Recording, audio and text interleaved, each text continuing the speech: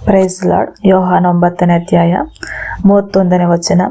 ದೇವರು ಪಾಪಿಗಳ ಪ್ರಾರ್ಥನೆಯನ್ನು ಕೇಳುವುದಿಲ್ಲ, ಆದರೆ ಯಾವನಾದರೂ ದೇವರನ್ನು ಆರಾಧಿಸುವನಾಗಿದ್ದು ಆತನ ಚಿತ್ತದಂತೆ ನಡೆದರೆ ಅವನ ಪ್ರಾರ್ಥನೆಯನ್ನು ಆತನು ಕೇಳುತ್ತಾನೆ ಎಂದು ನಾವು ಬಲ್ಲೆವು. ಆಮೆನ್. ಯೋಹಾನ 9ನೇ ಅಧ್ಯಾಯ 31ರ ವಚನದ ಅರ್ಥ: ದೇವರು ಪ್ರಾರ್ಥನೆಗಳನ್ನು ಗೌರವಿಸುತ್ತಾನೆ. ಆತನನ್ನು ಗೌರವಿಸುವ ಮತ್ತು ಆತನ ಚಿತ್ತವನ್ನು ಪಾಲಿಸುವರ ಬಗ್ಗೆ ತಿಳಿಸುವಂತೆ ವಚನವಾಗಿದೆ. ಇಲ್ಲಿ ಕುರುಡನಾಗಿದ್ದ ಒಬ್ಬ ವ್ಯಕ್ತಿಯು ಯೇಸು ದೇವರಿಂದ ಬಂದಿರಬೇಕು ಎಂದು ವಾದಿಸಲು ಬಳಸಿದವನು, ಏಕೆಂದರೆ ಅವನು ಒಂದು ಕಾರ್ಯವನ್ನ ಮಾಡಿದನು.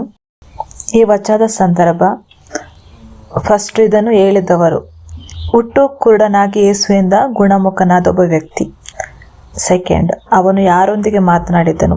ಯೇಸುವನ್ನು ತಿರಸ್ಕರಿಸಿದ ಪರಿಸರ ಜೊತೆ.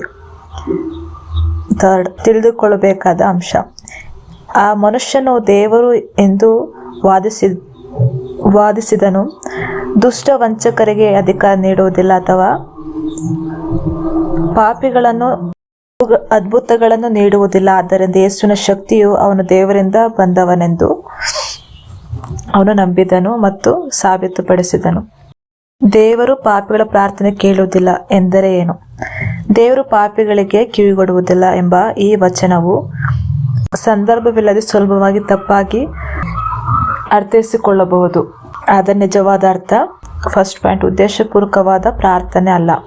ಪಶ್ಚಾತ್ತಾಪಪಡದ ಕಪಟಿ, ಪಾಪವನ್ನು ಮಾಡುತ್ತಾ ವಾಸಿಸುತ್ತಾ ಸ್ವಾರ್ಥಕ್ಕಾಗಿ ಅದನ್ನು ಬಳಸಲು ಪ್ರಯತ್ನಿಸುವವರ ಪ್ರಾರ್ಥನೆಗಳನ್ನು ದೇವರು ಉತ್ತರಿಸುವುದಿಲ್ಲ. ಸೆಕೆಂಡ್ ಪಾಯಿಂಟು, ಸಂಪೂರ್ಣ ಮೌನ ಎಂದರ್ಥ ಅಲ್ಲ. ಸಹಾಯ ಅಥವಾ ಕ್ಷಮೆಗಾಗಿ ಮೊರೆಡುವ ಪಾಪಿಯನ್ನು ದೇವರು ನಿರ್ಲಕ್ಷಿಸುತ್ತಾನೆ ಎಂದರ್ಥವಲ್ಲ. ದೇವರು ಯಾರಿಂದಲೂ ಪಶ್ಚಾತ್ತಾಪದ ಪ್ರಾರ್ಥನೆ ಕೇಳುತ್ತಾನೆ ಎಂದು ಬೈಬಲ್ ಸ್ಪಷ್ಟವಾಗಿ ಹೇಳುತ್ತದೆ.